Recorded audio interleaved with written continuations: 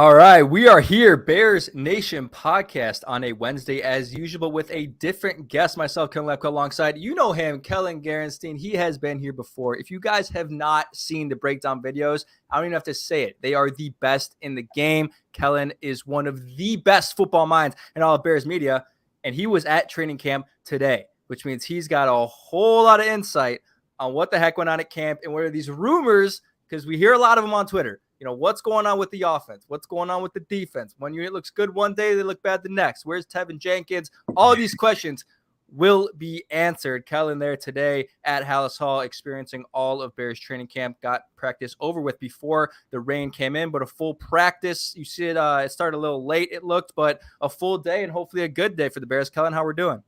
I'm good, man. I'm good. It was a good day of practice. It was not sunny. I did not need sunglasses. It did not rain. We had great cloud coverage, and I had some fun. I was locked in. I wasn't smiling. I was just kind of watching practice the whole time. But I was talking to Nicholas Moriano, CHGO, which I'm sure all Bears fans know who that is.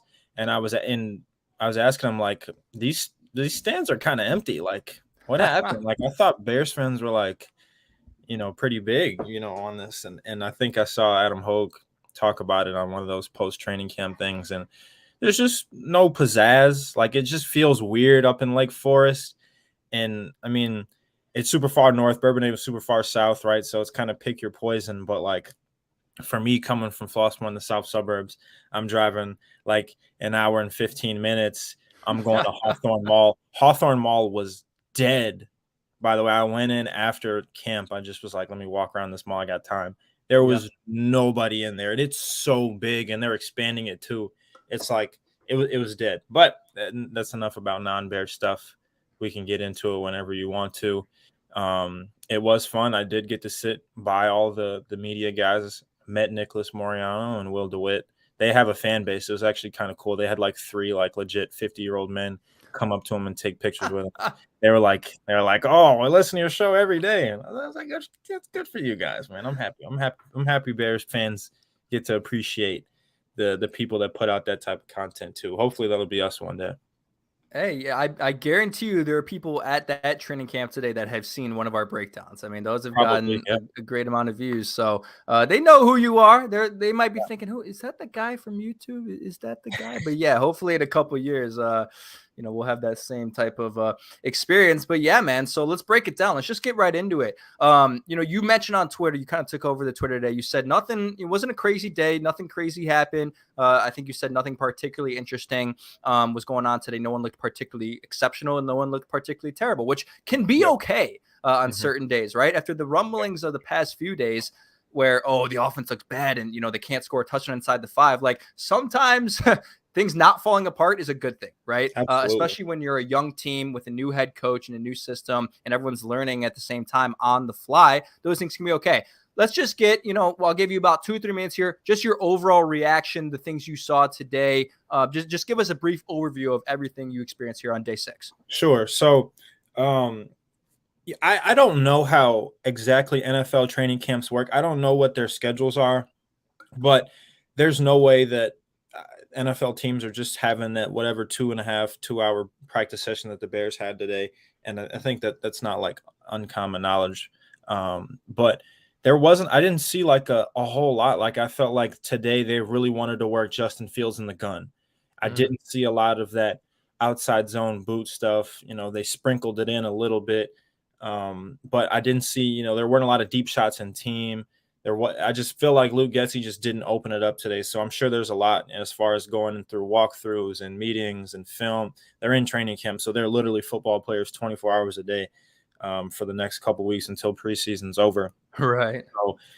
So, still getting used to it. Luke Getsy's just going to put some stuff on film in the preseason. It's not really like that's the stuff that you're going to see all the time during the regular season. So we don't really know what the Bears offense, in my opinion, will look like until that clock is 0-0-0 at the end of the 49ers game week 1. Then we might get an idea of that.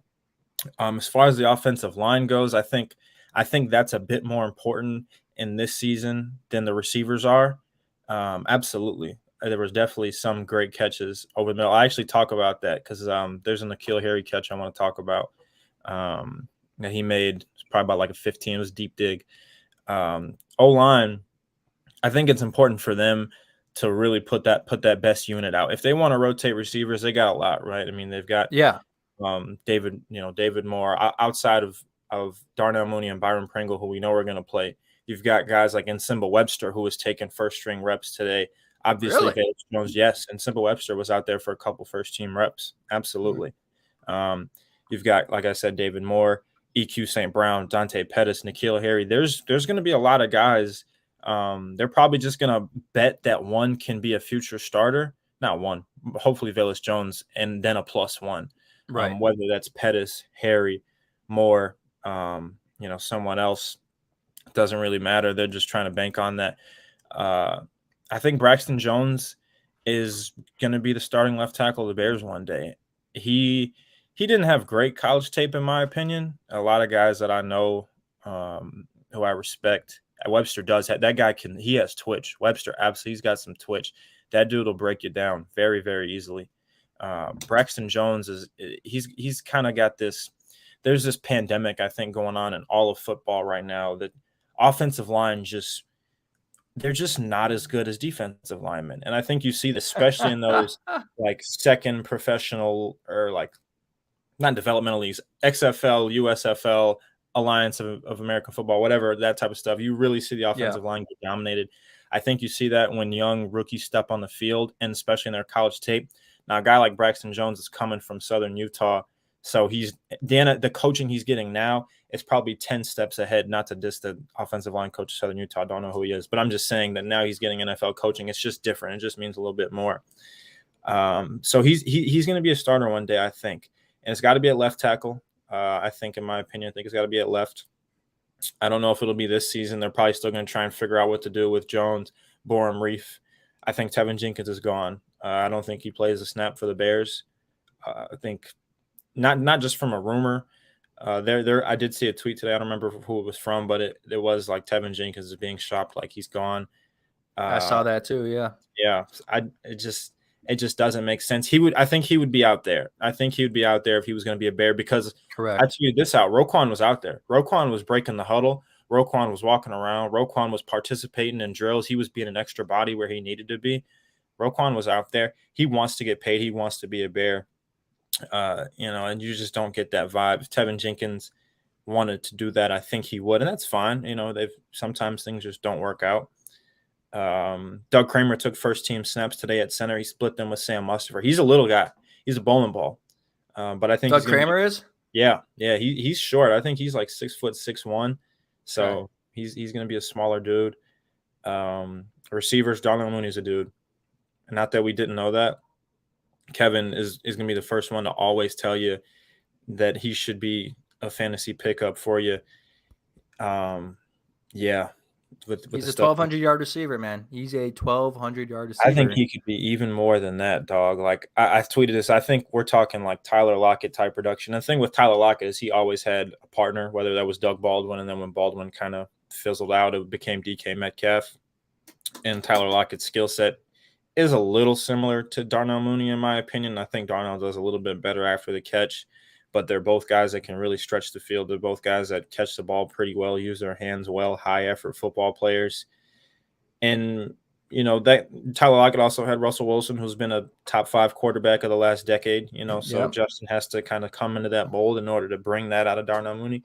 But there's a lot of hesitancy with Darnell Mooney stepping into a wide receiver 1 role, and I think all that's going to go away very soon.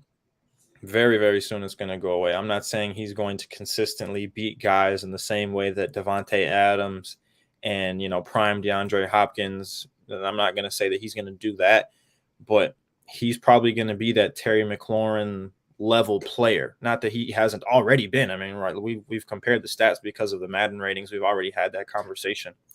I'm excited for Darnell Mooney. David Montgomery, I'm so sad that he's probably not going to be a Bear next year. That dude's a really good football player. We'll be fine with Khalil Herbert, but I am going to be sad to see him probably go. I'll talk about receivers later because I think we can have another discussion about it. But as far as defense goes, Justin Jones is a very, very fluid defensive lineman. I really like the way he moves in drills. just in general. The defensive line kind of beat the offensive line today. There just wasn't a lot of vertical push, in my We've heard a opinion. lot of that. Yeah. I think that happens a lot in just training camps in general. For whatever reason, O-line, I think they want to stay off the ground. They don't want to go too hard because they don't want to put their teammate in jeopardy, unless you're Trevor Penning, apparently coming from the Saints. Dude got kicked out of practice for starting fights 3 days in a row. But oh my God. Yeah, man, that was weird. I think the offensive line holds it back a little bit. I think that once you get into the game situation, they'll be a little bit nastier.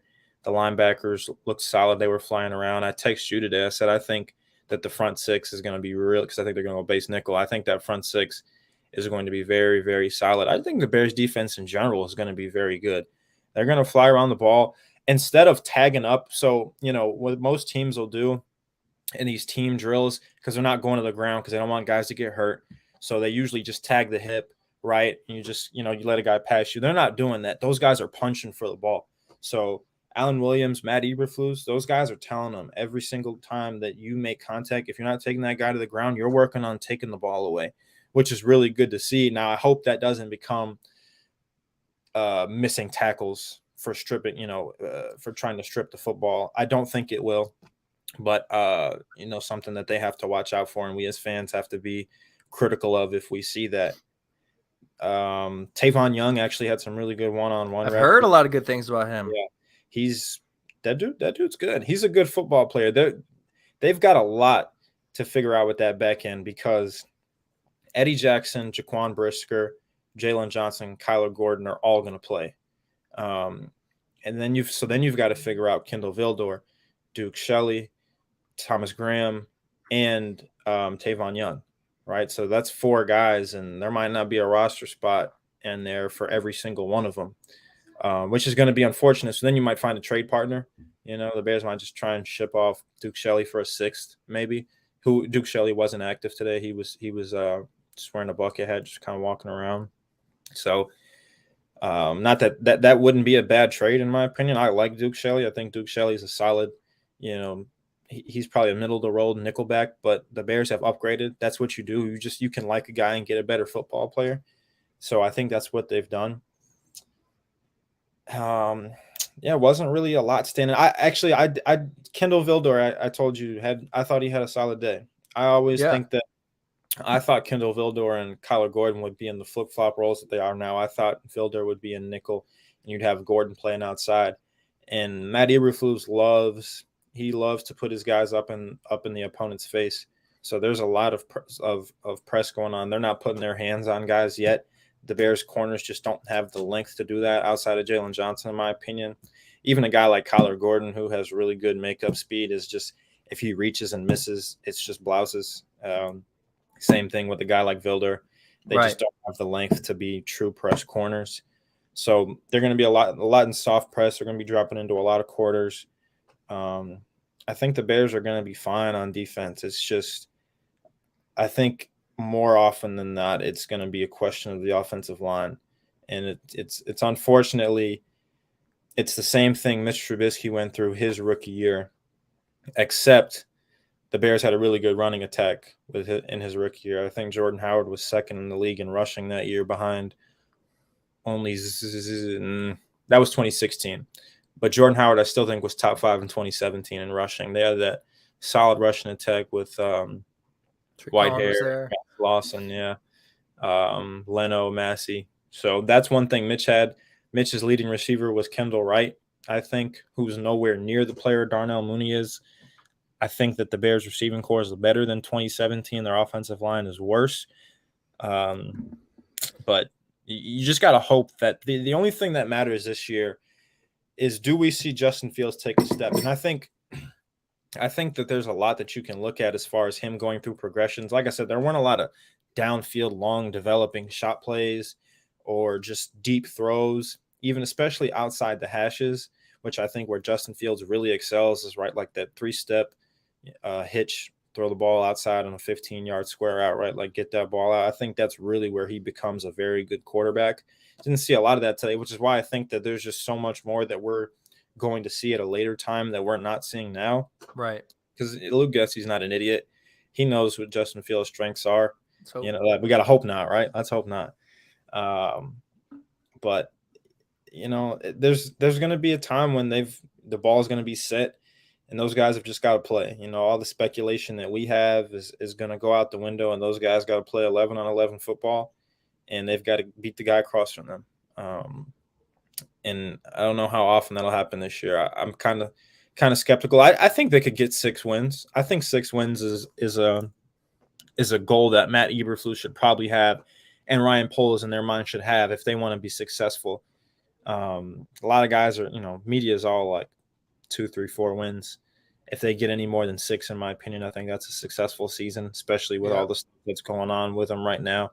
New regime, new scheme, new coaches, new players. You're building around a whole new franchise football player in Justin Fields. They're all in on him. And next year is the year, man. We could talk about next year. I love to talk about next year. We don't have to, but I love to talk about it just because it gets me excited. And it should, but like that's the importance of this year in this training camp, because you have to go in to 2022's offseason, or I guess that would be 2023. So you have to go to the offseason 2023 with 0 questions and 0 doubts about the quarterback position and about the capabilities of the offense and the play calling. All of that has to be solved if you want to be that Super Bowl contending team and have that window begin in 2023. You can't go into next, training camp thinking, oh, we didn't see enough from Justin Fields. Like we got to see a little bit more, now this is the year where he's supposed to take the big step. Like, no, those questions have to be answered this year. And I think they will be. I think we both think they will be.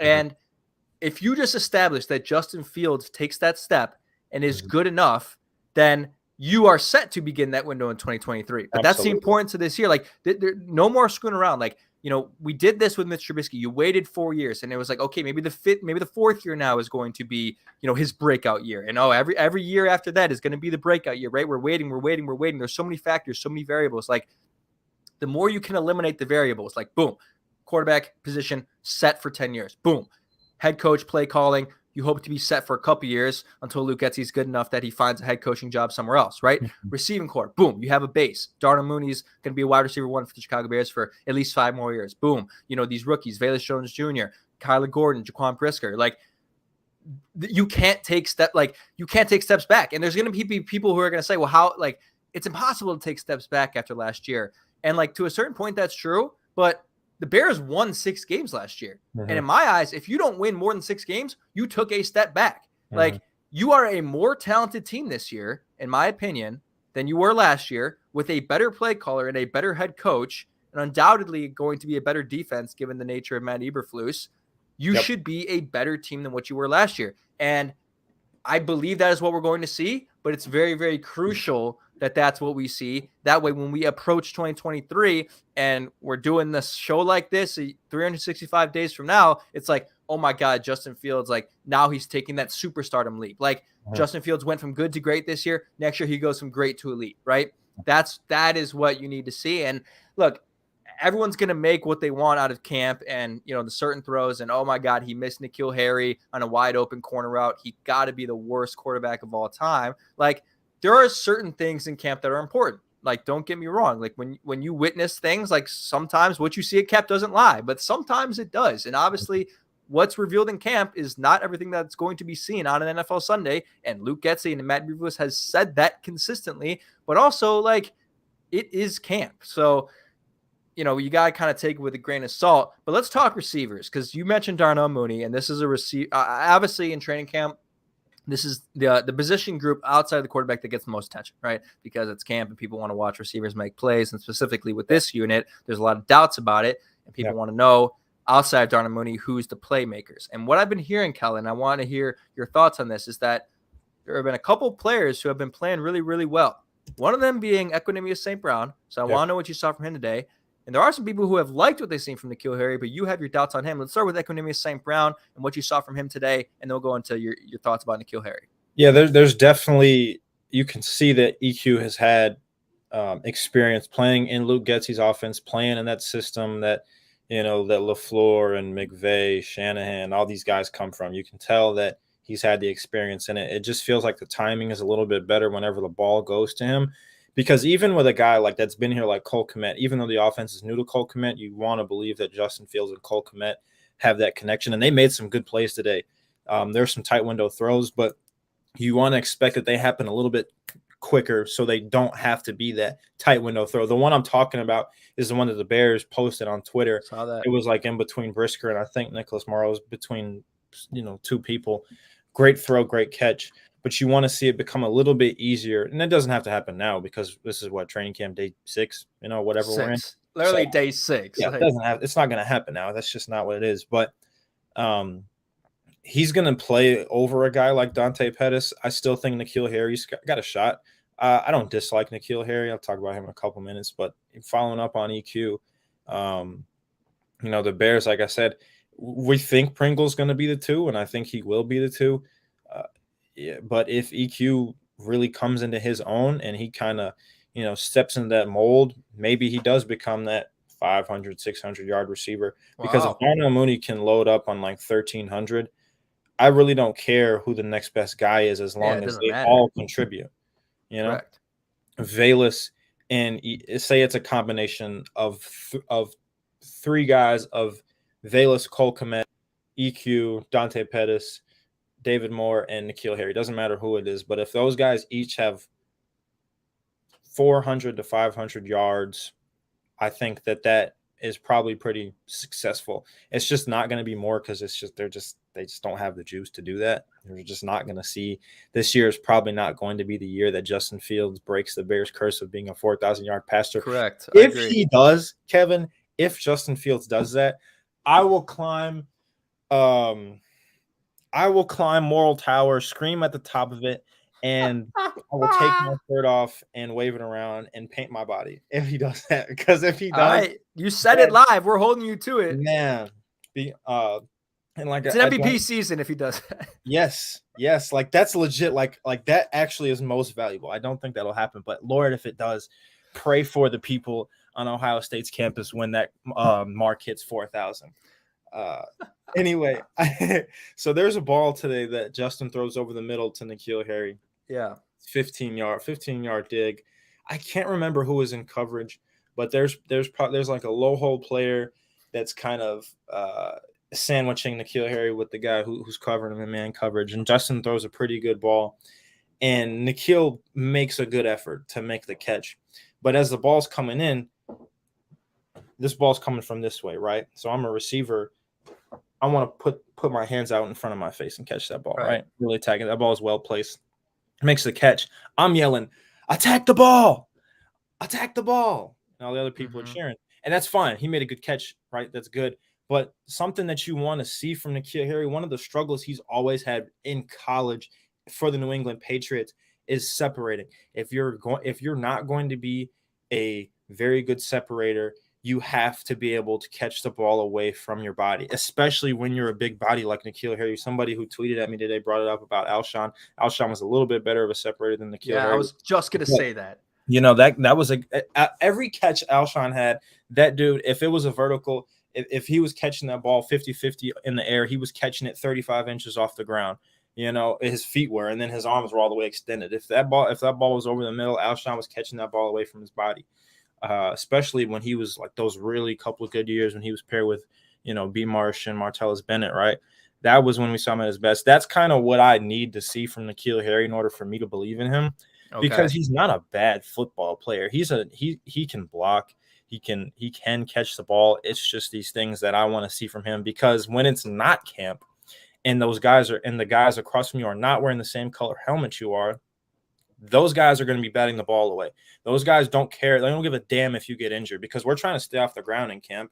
We're trying to make sure as long as that after you got that hand on the hip, right, if you're the defender, you're trying to make sure that the other guy doesn't get hurt. That's probably really what they're preaching now, especially since they're playing on grass. A couple of bad things can happen, with that. But I think that those are the things that we're going to have to see from him, is really attacking that ball at all catch points, because he's not going to be the guy like even Bayless Jones, who's going to have like 2-3 steps on a deep ball every once in a while because he's just that damn fast. Yeah. We're not going to see that from N'Keal Harry. So what are you going to do to make a difference at the catch point? And if you're not going to be aggressive, you're not going to be a good receiver. That's some of the stuff that we saw with New England with him. If you're not going to separate, you can't. You're just not going to make those catches. If you got a step, that's enough, especially with a guy like who we think in Justin Fields, who really does have pinpoint accuracy, can change his arm slot and put the ball where it needs to be. If we can do that, then we need you to make that catch. And he did. He did today. You know, I think people are going to be like, you're being too hard on him. He still made the catch. And it was a good catch. I just want to see a little bit more from him. I think that's something in film. This is one play I've been talking about it for 5 minutes now. So it's really not too much. But that's something in film I think the receivers coach is going to look at it, be like, dog, like extend your hands, catch that ball away from your body, and make it easier on yourself and the quarterback, you know, because even when you're getting that ball into your body, that ball is wiggling. You got to squeeze your bicep to your pec, you know, stuff like that. So just trying to be critical of these guys. I don't want to be one of those guys that just loves everything the Bears do. I don't think anyone is, you know, but we just got to, you know, hopefully challenge these guys. So we traded a 7th round pick for him, and 7th round picks are usually guys that don't make the roster, but it's a pick nonetheless. So you want to hope that guy at least can be a solid rotational player for your football team.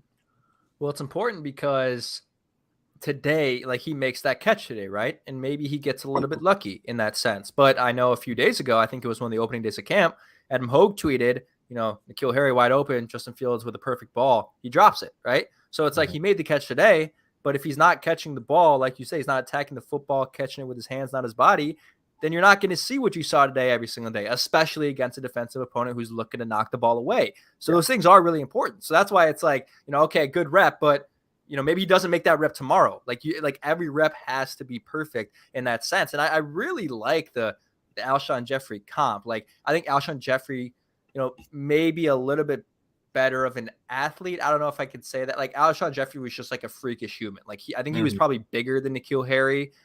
So for his size to have the, you know, an equal, if not bigger vert, and maybe a little bit faster than N'Keal Harry, I don't know. I mean, they're both similar players. Like, that is what you want. And like, he understands. I think N'Keal Harry understands, like, look, I know the personnel of this team. Every other player aside from me on the wide receiver unit is the same. They're all fast as hell. And I'm here as, you know, the sole, you know, X receiver who's going to be asked to go up and make a play in the end zone, because right now, you know, we don't have that guy outside of Cole Kmet, who we don't believe is the most elite red zone tight end.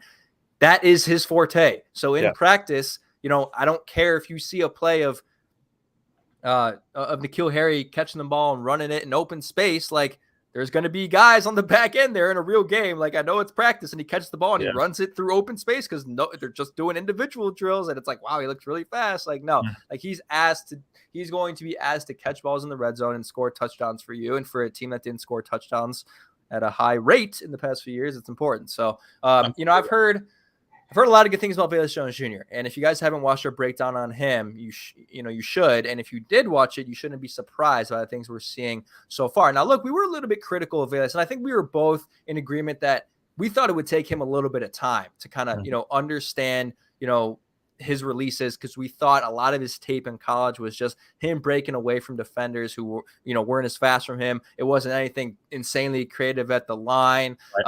You know, he had developed in a lot of areas. So today, I don't know if you had a good eye on Villus Jones Jr. or basically from what you've been seeing at camp, but there's a lot of speculation that, you know, he looks really good and he's beating Kylo Gordon in one-on-ones and he's separating really well. We know that separation is there. Your thoughts on Villus Jones Jr. potentially rising up the depth charts as of today? I think they're going to find fun ways to use him. Same thing with Darnell Mooney. I think even with Matt Nagy, for as much as we hate Matt Nagy, there was some fun things he did with Darnell Mooney.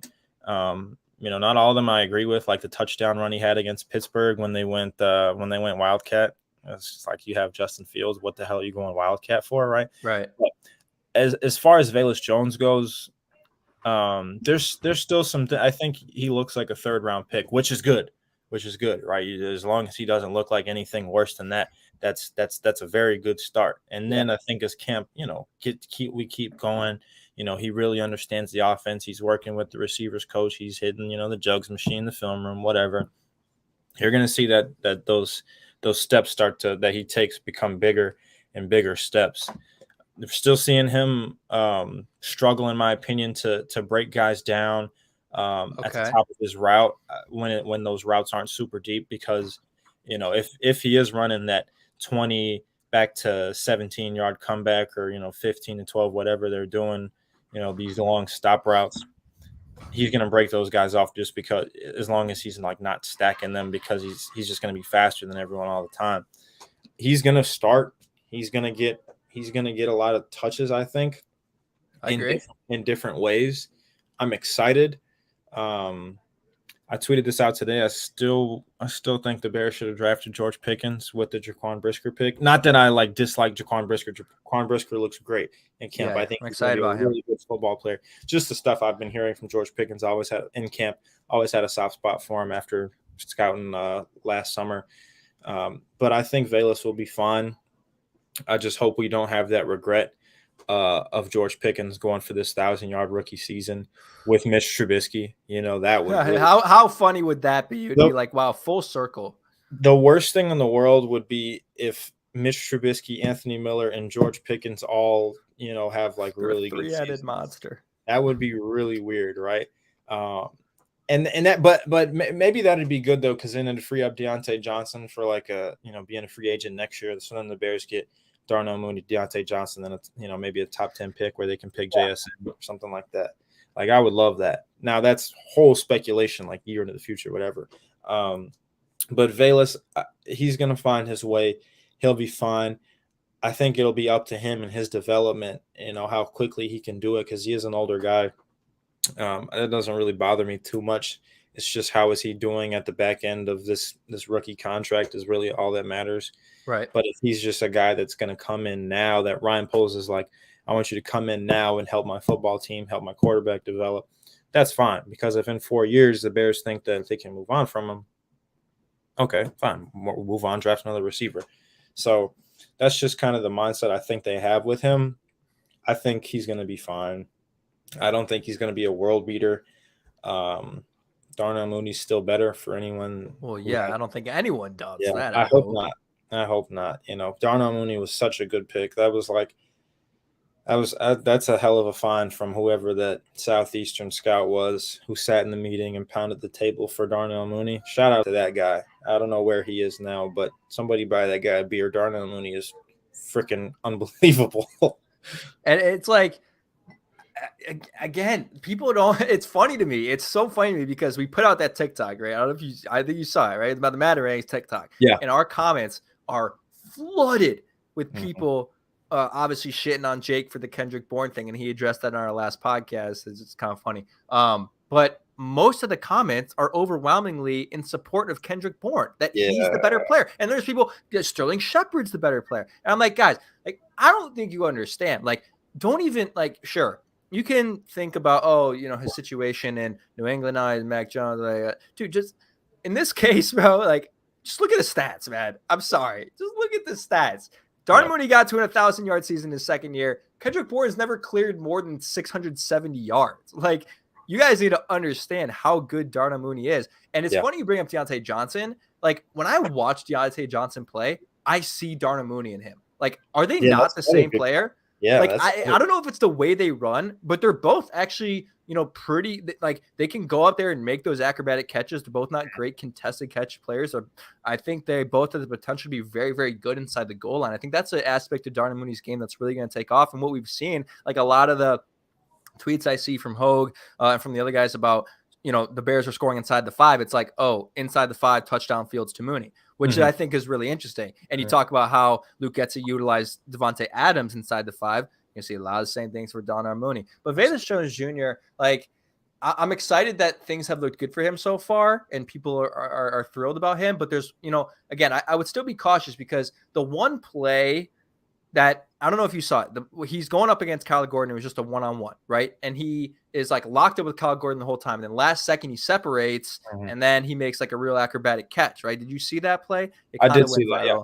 People were excited about that. And I was like, okay, a reception's a reception. That's great, right? But again, what we talked about, and this is our whole thing with the breakdown, is Justin Fields may not get that time a lot this year. Mm-hmm. Like that separation needs to happen quickly. Like, and it almost looked like Kylo Gordon might have even stumbled there. Like he was right on his hip. And Kylo Gordon, we know, is a great closer, but everyone's like, oh my God, Bayless Jones Jr., like what a play, like look at the separation. Like, yes, I agree. Like great separation. I need to happen quicker. You know, I need that separation to be out of your break. Boom. Like I need the separation to happen instantly after you make your move. And now you're, you know, running at the same pace the other guy is. You're both full speed running ahead. Like that's when that separation needs to hit. And I think he has that ability, and it's just one clip, but I think people, again, need to look deeper because speed pops in training camp. And like for fans who show up, who like aren't like looking deep into it, like we are sometimes, it's just like, oh my God, this guy is fast. He has to be the next Tyreek Hill. Right. And it's like, well, there's a little bit more to it. So I think we have to see a little bit more from Bayless Jones Jr. You know, I'm excited again. I'm not like downplaying what he has accomplished so far in camp, but what I would be looking for, I think we're going to try to get out to camp one more time, maybe in August. Couldn't make it today because I was feeling a little under the weather, but got some connects who can get some ticks a little bit later. I think what we should be looking for is, all right, let's see those releases. Let's see, you know, let's see if he's developed his game more than just what he was in college, which was a great separator and, you know, a speed guy who was drafted pretty much off of that. So, you know, we got to have trust in these coaches, but I think you want to see a little bit more of that develop in his game as camp continues. Yeah. I think like it's, I don't know as far as what receiver coaches are telling him, just especially because in the NFL, they're so technical and corners are so good, even though it's hard to play corner, that it's hard to separate. If Villus Jones is going to be I read this tweet once from Ryan Roberts, who's a pretty damn good scout on Twitter. Separation is separation, whether that happens when the ball is in the air or just from you being a damn good route runner.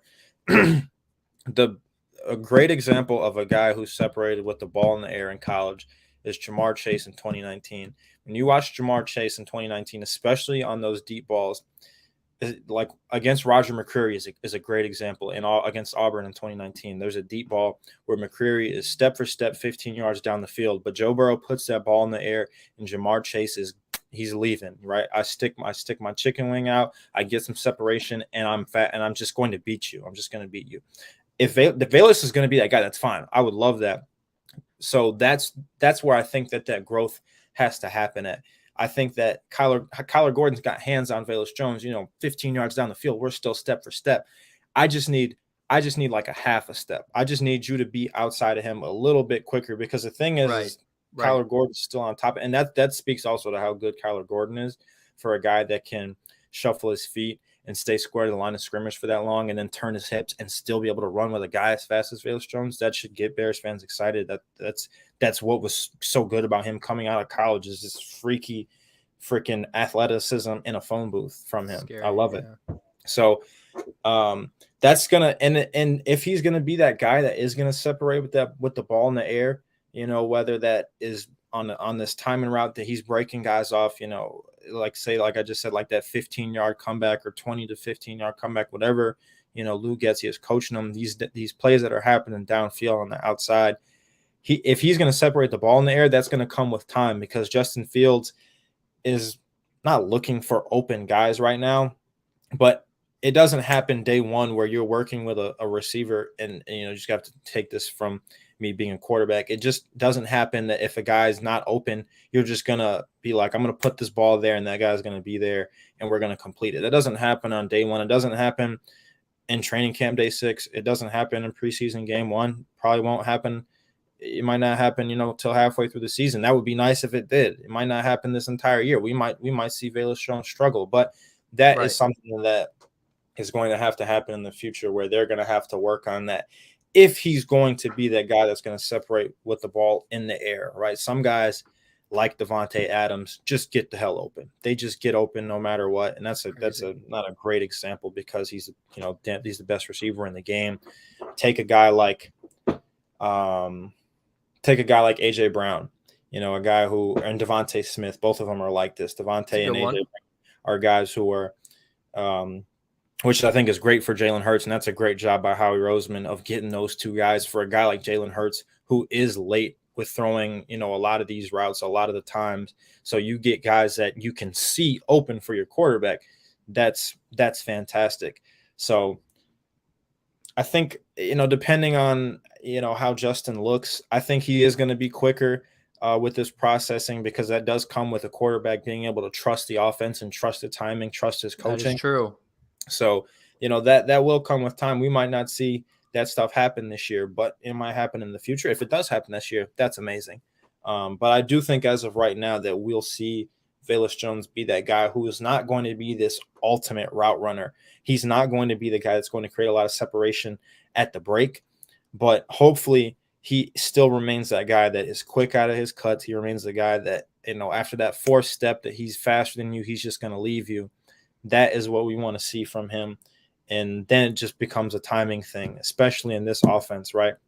Justin, let's take like a concept where, Villus Jones has this comeback or even just like a cop route while we're going post corner, and Right. Justin Fields is rolling his way. And now I see Villus Jones break down. I know I'm getting that ball out on this third step toward the post, but he's going to the corner. So that is the stuff that we're probably going to see as far as timing goes. Not just specifically running that route, but just, in my opinion, seeing a guy like that. I don't think he's going to be a guy that Justin Fields will see open. That's going to be like, good. This is what Luke Getsy and Andrew Janocko, whatever. We'll take it, right? But Andrew Janocko and Luke Getsy are telling me in film that guy is Sunday open. JT O'Sullivan runs a QB school. I love that term. Sunday open. That could mean like this is a tight window, but I'm an NFL quarterback, so I have to rip that sucker and make that throw because I get paid millions of dollars to do it. Or it can mean that this guy is stuck, but there is no defense for a perfect throw. That's Sunday open. So that happens a lot on like those goal line fades and stuff like that. That's where you really use that term at, or like you're splitting the seam against two safeties. Like Justin Fields throwing a Cole Kmet against the Steelers last year. That's a throw where you're looking at him like that's Sunday open. So that was a lot about Bayless Jones, but I'm excited. The more I just talked about it for the last 10 minutes, I think I get excited about it. Because I think Justin Fields is a guy that values being, spending time with his receivers, especially after last year, because legitimately the receiver room at Ohio State was better than what the Bears have now. And that speaks more to Ohio State than the Bears. I mean, Ohio State just ridiculous. Ridiculous, right? They just had 3 guys go 10, 11, and 12 in the draft, and none of them were the best receiver in the room when they were at Ohio State, because there's a guy wearing number 11 who's there right now who was. That's crazy when you think about it, right? So I think after last year, Justin is having that realization, like, I don't have A-Rob, who's a veteran. I just have my guy Darnell Mooney. I'm not throwing these 15-yard option routes to Chris Olave, who's going to win no matter what. I don't have Garrett Wilson, who is the best route runner in the country, who I'm going to see open when that happens. So I think I think as rough as year one was for Justin, and it wasn't always rough, we saw a lot of really good things. That's why we're so excited about him. So I think that learning curve was really good for him. And in training camp, it's happening now too. He's that throw to Cole Kmet, that's Sunday open. You're going to rip that. You're probably not always going to make that throw, and eventually you're not going to get away with it. It might become an interception. But, we're ripping that. That shows he's confident. I love to see that. I love to see confidence from him. So there's some good things going on. I was critical, I think, of a little bit of being over optimistic about practice today, but there were some good things now that I'm kind of going back through it in my head.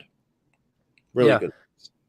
Let's talk a little defense, and then we'll talk a little bit more Justin Fields, and then we can close out today's show.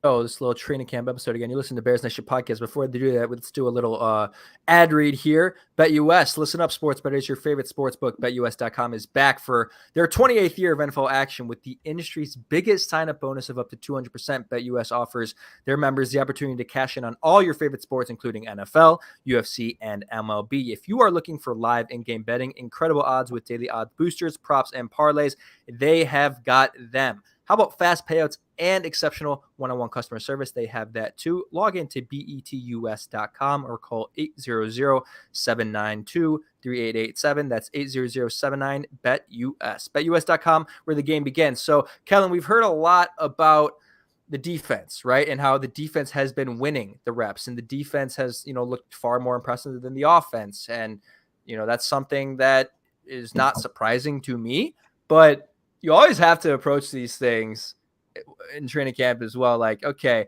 how much of it is the defense being really good? How much of it is the offense just being that bad, right? Like, you always have to play that game. You just never know. Like, this defense could be really good. Like, I think they could be really good. And I want to touch on that because you have two rookies who are starting in the secondary.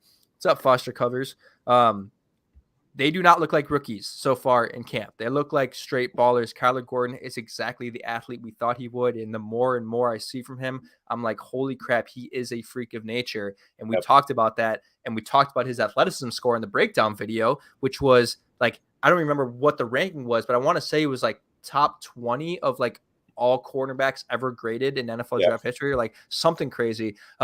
You guys can fact check us on our own video that we made about Kylo Gordon's breakdown. But you mentioned something that stood out to me when you texted me, and I read this and I responded, and I was like, holy crap, like, really? You said the front six you think is gonna be really good. And look, we know Robert Quinn is a potential 15 plus sack candidate, right? But there's this general notion that he's going to take a step back. Like, there's this general belief that he's just not going to be as dominant as he was last year. And I don't know why that is. Like, I kind of feel that way too, because he's older, but like, there is this general belief that like, there is a guy on your team that just broke the franchise record in sacks. And like, there's not a lot of talk about him being as dominant as he was. And that's very confusing to me. I think it could have something to do with the speculation given his contract and his situation with the Bears over the offseason. Like, there was a question whether he'd even be a Chicago Bear, and now he's here. Now we can get back into those conversations. But outside of that, we've heard a lot of good things about Al-Quadin Muhammad. You said, you texted me, you said Justin Jones looks really good. But outside of those three guys, like, and maybe Travis Gibson, I'm a little nervous about the depth. And honestly, like, I would go as far to say outside of the wide receiver unit, that's the unit that concerns me the most. And maybe even more than the wide receiver unit, given how good we believe Darnell Mooney is going to be. What you saw from the front six today and why you believe they're so good. Hit me with it. I just feel like there were some guys that just kind of stuck out. Mario Edwards, and this is like me. Mario Edwards, that's a big name. Yeah. I think this is like me trying to overscout a little bit. Is like me watching them go through like bag drills, right? Now there's this. So here's what's going through my mind as I'm watching practice. There's this rookie, this undrafted rookie from Northern Arizona. I can't remember his name, but God bless him. He's living the dream. He's going for an NFL roster spot. He's clearly just not one of the better guys in the group. So you see what it looks like. Dom Robinson. I saw one rep of him in team today that looked pretty good laterally, but he's just, it's gonna take time with him. It's just gonna take, and I'm still excited. Carson Taylor, thank you, Skokes.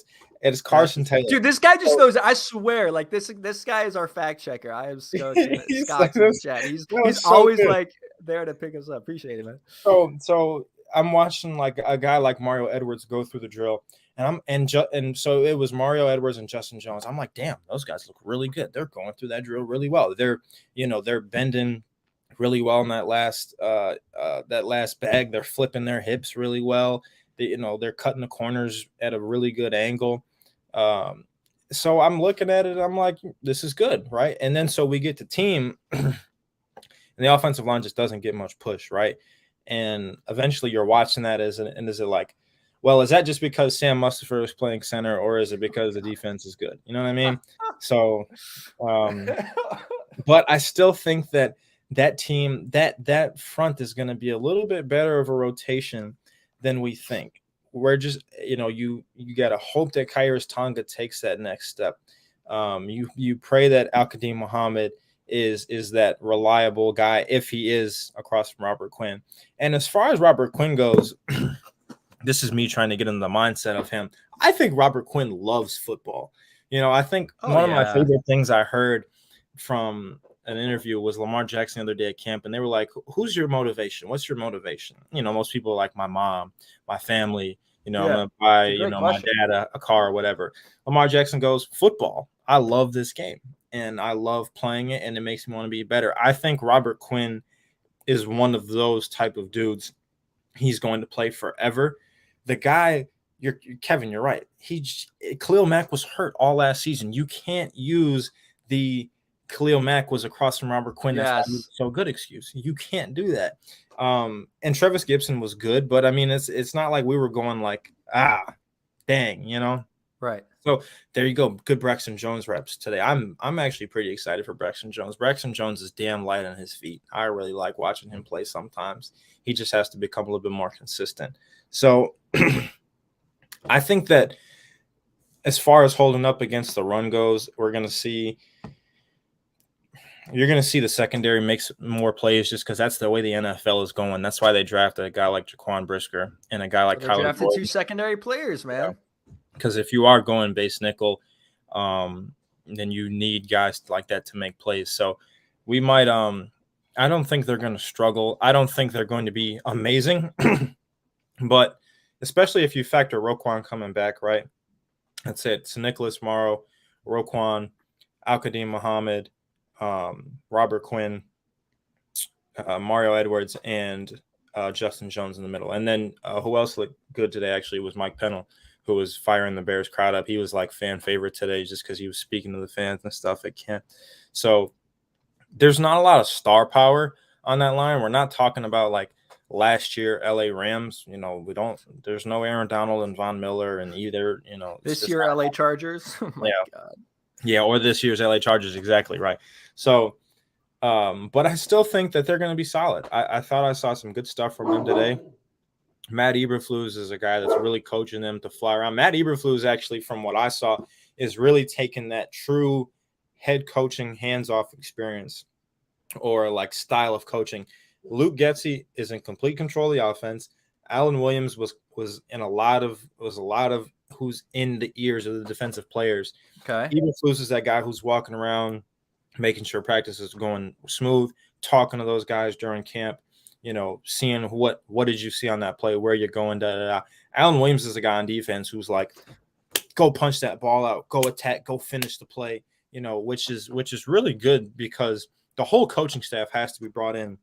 And I think that might be one thing that Saban has had over Belichick. I think that when you look at those two, we think of them as like two greatest coaches of all time, right? Saban college football, Belichick and pro football. Now, Saban is always going to demand more from his assistant coaches, I think, because they're dealing with kids and they're not dealing with guys who make millions of dollars every year. So it makes a little bit more sense. But now they're making millions. Right. Now they're making millions. But you become that team that has these young football players, and this team that is building around young football players like Roquan Smith and Justin Fields, Darnell Mooney, right? You're Jalen Johnson. You're building around these guys who are young. You don't take a college approach, but you are really challenging your assistant coaches. We're trying to build something here, and you need to be in the ear of those guys. And I think that that's what Flus is doing a really good job of today. The special teams coach. Is that the guy who was yelling at Daz Newsome when Daz Newsome didn't spot the ball? There was a play. They're trying to go hurry up, right? So there's it's like a 2-minute drill. Daz Newsome makes a catch. And what they're coaching these guys to do in hurry up now is if we're trying to do this, you need to hand the ball to the ref or the center. You cannot spot the ball yourself because that's what screwed the Cowboys over in the playoffs, right? That's what screwed them over. So Daz just sets the ball down himself. And one of the coaches, which I assume is Coach Hightower, might not be, I'm not really sure, but one of the coaches is like really getting in Daz, like give the ball to the front official, like this was what we told you in meetings, right?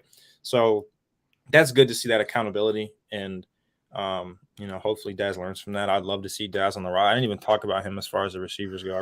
We left him out, but people say he's looked good. And Daz Newsome, friend of the show, we had him on last year, and he was a pretty what stood out to me, it wasn't the longest interview. It was his first interview in the NFL. Like, he wasn't as open as other guys have been with us, but he was like up for the challenge. Like, he was like, I want to go up against Jalen Ramsey, because at the time they were playing the Rams week 1 last year, and he's like, we asked him, like, who's the guy you want to go up against? He's like, I want to go up against Jalen Ramsey. Like, he wants to be the best. Like, I don't know what happened last year, and we don't. But the thing that's encouraging for this camp, and I think for this coaching staff specifically, one of the most important things that I've heard from Matt Eberflus throughout this process and throughout, mini camp, training camp, and the whole offseason, goings is he's going to play the younger players. And all those guys are going to play the first preseason game against the Kansas City Chiefs.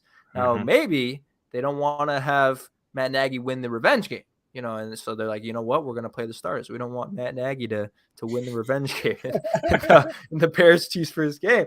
But no, I think it's important. Like, there's always going to be, they're going to make a whole lot out of that about, should they be playing? Should they not? It's a problem if they're not playing. It is a problem if they are playing because there's, they could get injured and all things like that. But the bottom line is, like, you're not going to see a guy like Riley Ridley or a guy like Daz Newsome just not see the field. Like, oh my God, where are they? They're on the roster and week after week. They're healthy, but they're inactive. They're healthy scratches. What's going on? Like, no, these guys are going to play. And, given the situation that the Bears are in, like, they have the flexibility to do that. Like, I almost said it. Matt Eberflus is going to say, look, I don't, like, even if they jump out of the gates, 4-2 or 3-3, like, they're going to give the young guys an opportunity, and that's how you find those diamonds in the rough. That's how you find the superstars. Like, Thomas Graham Jr. is the name that we always bring up on this podcast. Yeah. Like, unfortunately, that guy might have been cut at this point if he wasn't lucky enough that the rest of the guys in front of him last year around the time of that Vikings game were injured. He wouldn't have seen the field, but they literally had no one else. Like, he played a damn good game, man. So to have that mindset of, look, these guys are going to play. Like, I don't care if you're 14 years old. I don't care if you're the youngest guy of the team. Yeah. And, like, he understands the young football team. They're going to play. And to go with that too, like, I want to ask you if what you saw today were, like, signs of a young football team, because there's going to be people, like,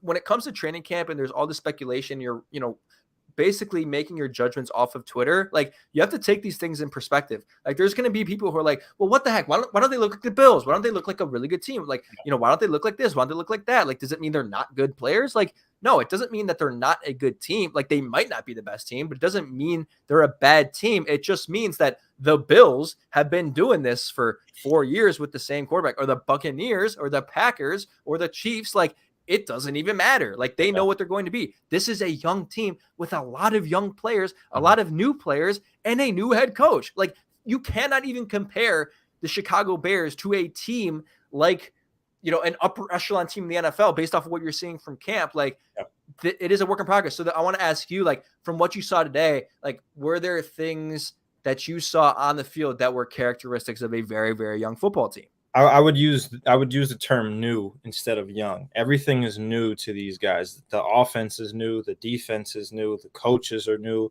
They've got a lot of new teammates, right? Justin Fields is playing with a lot of guys he didn't play with last year.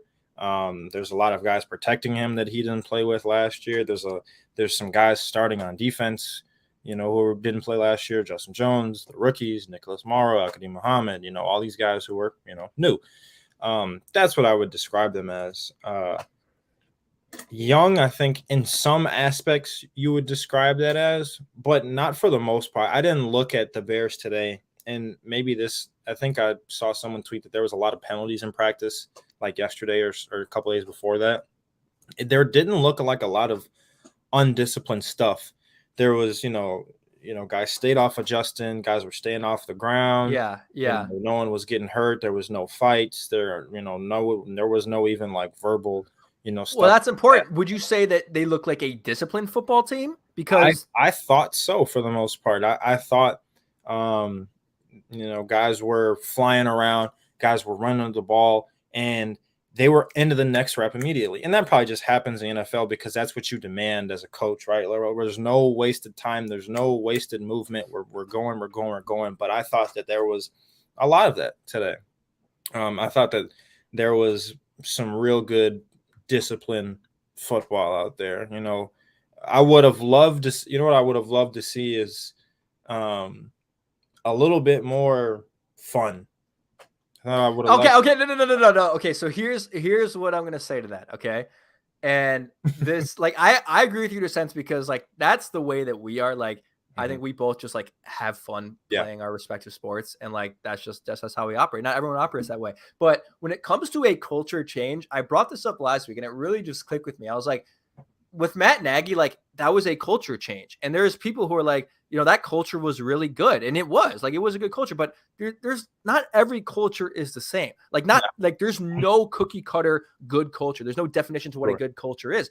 Like in that sense, it was, we're going to have fun. We're going to play music at practice. We're going to, I'm Matt Nagy. I'm the coach. I'm going to throw, myself a touchdown to Anthony Miller so it goes viral on Twitter. Like that's fun for them. Like, I think Matt Eberflus is changing the culture in a different way, and I think a better way. Like, this means business. We're disciplined. Now, it doesn't mean you can't have both. Like, I don't think this has to be Bill Belichick, where no fun, only discipline. This is how we're going to do things. Bill Belichick,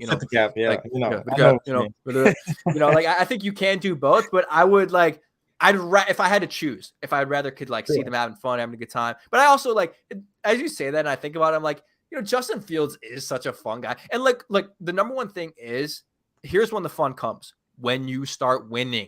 Like winning. Obviously things aren't fun when you're not winning, but when you're winning, I don't care how disciplined or, straight faced your head coach or your team is, you're going to have fun. So the winning will bring out that, but I just want to talk, That's what do you mean though? I'm curious what you mean they want to have more fun. So here's where I think that me and you are both right.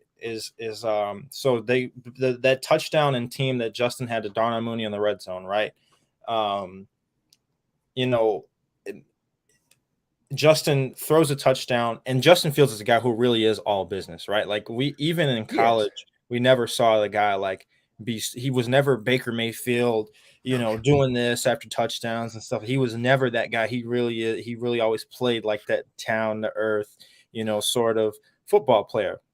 So I'm not going to ask him to like change his ways, and I would never do that. And I think he was still fine. So he throws a touchdown, walks back to the sideline, one pump to the chest, gives around high fives, goes straight to Andrew Janako, and they're talking. So that's good. Like I love that all business stuff. I would have had no problem also seeing him run to Darnell Mooney in the end zone and start dancing. I'd had no problem with that. So I think that's where like I say like I would have liked to see more fun. But you're exactly right. If it is all business, if Justin Fields goes in, he's like, I don't give a damn if I throw 7 touchdowns today.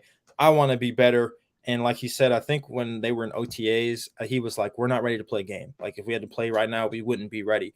And that's probably where that comes from, is he's like, we're not there yet. So no time to celebrate. No time to celebrate. I got to get back. I got to get my coaching because I got another drive to go down, So you're exactly right. You can have both. So maybe it's wrong for me to say, like, I wish I would have saw more fun. That's not wrong. I get it. I think as a fan too, like when you're at camp, like you want to exactly would have loved it. But I think that's his demeanor. I think he's just that guy that's all business, and all the stuff we hear about Justin Fields, right, as Bears fans is in the offseason. Like he's taking Darnell Mooney to Florida, and they're going to work on routes, the day after the season is over. And he called Cole Kmet, and they're going to run routes. And he handpicked Bayless Jones, or I'm texting my center. I'm watching film. My agent or my best friend Simeon is posting me to Instagram watching film, right? So I don't think he asked for any of that. I think he's like a pretty good, humble dude. I think all of that is genuine. I just hope it doesn't become a thing where your leader is too bland, because even a guy like he's Tom not Brady, bland. No, I don't think so either. We both love Justin Fields. I don't want I don't think it'll be that. Just don't want that to happen. Where your guy is no fun. I don't think it'll happen. That's like an unfair criticism of a guy like Justin Fields who's worked his ass off and is going to be. I'll put a lot of money on that he's going to be a very good quarterback in this league. So I'm excited for him, man. I kind of had a little criticism there, but it's not really valid, to be honest, because you're right. It's all business. That's fine because they're a new team and they want to win games because they didn't win a lot last year. Yeah. When he's racing the Super Bowl trophy in 3 years, then he can celebrate. That's how it's going to go. And there's going to be people who say, well, like, oh, that shit doesn't matter. Like, it doesn't matter that he was working out with John Moon. It doesn't matter that he was texting Lucas Patrick. I want to bring this up because I know that you are on Twitter. You're the Kyler Murray fan. Because you guys are both the 5'9" freakishly athletic quarterbacks, or not 5'9". How tall are you? I'm about 5'9", 5'9 and a half. Okay, yeah. There you go. You're both, you're both the little guys putting on big shows. We get it. But there's been a lot of obviously with the contract, there's been a lot of speculation about if this guy's really working hard, if he's really putting in the time. And there was a report today. I don't even know if this is true. So I think it was like Barstool Game Time posted. Okay, so double XP thing? The double XP. What the hell, man? If those who haven't heard it, Kyler Murray's like passer rating, his yards per game, his touchdowns per game, like all went down on weekends when there was a Call of Duty double XP event going on. And it's just like, man, what the fuck? Like, are you serious? And it's just like, well, people say these things don't matter. And then it's like, oh my God, in 2 years, we're putting in contract clauses so the guy actually does his homework and gets off fucking Call of Duty. So it's just funny. But I want to, before I head out of here, your thoughts on Kyler Murray playing too much Call of Duty? Yeah. It's not a good look for me to to be this, because for club football, I'm always the guy.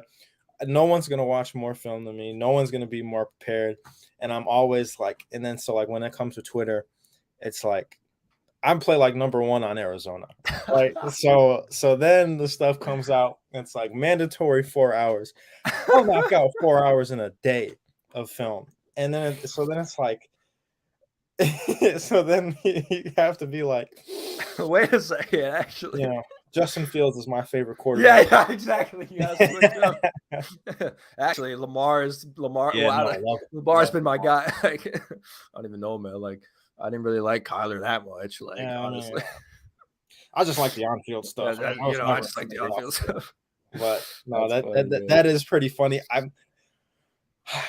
Steve Keim is the general manager of the Cardinals, and I don't think he's the best man at his job in the world. He's not awful. He could be worse, but that's a lot of money to a guy who hasn't won a playoff game. Yeah, and a guy who you think isn't dedicated to his craft, because that's 50% of being a football player, is being prepared.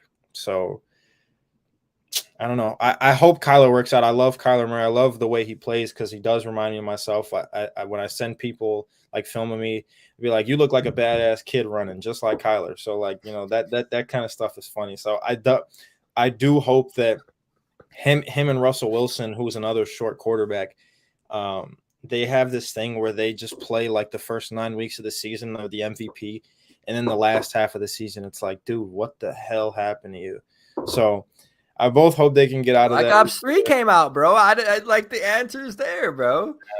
Modern Warfare 2 came out in November. I did watch a Kyler Murray Fortnite stream for like 40 minutes. 2020. That's all I'll say. Is he at least? I was like, it was kind of like he better be pretty cracked. He was pretty good. I think he was. I think he won. I think he got victory royale out of that game, but good. That's imagine being the guy that is like loading into like Warzone or something, and you're just like random queuing, and you get like Kyler Murray and Hollywood Brown as your teammates. And he's talking shit. We're gonna land here at port or whatever, and you're like, dude, don't you have a game tomorrow? Should be breaking down the Seahawks defense, not figuring out where to land in Call of Duty. And honestly, a lot of the, I love players getting their bag and doing Twitch streaming and all that stuff. But man, a lot of the players who have started to do that, their careers have not been faring well for them. Like Juju Smith-Schuster. Yeah.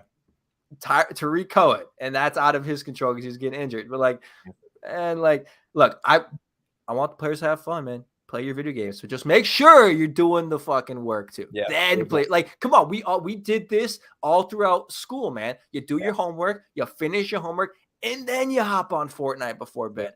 Then you hop on Madden. So hopefully it's not an issue for Justin Fields or anyone else. But I don't think it will be. Too funny to share. Kelly, my man, thanks for going today. I'm sorry I flaked on you. I was feeling like ass. But we'll be out there. I got some people who are going to get us some tickets in August. So I think before you head out of here and go back to dominating the NCFA in Ohio State, we'll get out there and we'll have some more content for you guys here at Bears Issue Podcast with Training Camp. Appreciate you guys tuning in today. A lot of you guys coming in late here, getting your Bears fix in on a Wednesday night. Be sure to use promo code BNP for BetUS and make yourself a little bit of money in the betting game and make us a little bit of money by using our promo code. But Kellyn, my man, we'll be here soon. We'll look for a breakdown soon as well. As always, a pleasure to have you on, my guy. Thank you, man. I'll see you soon. See ya.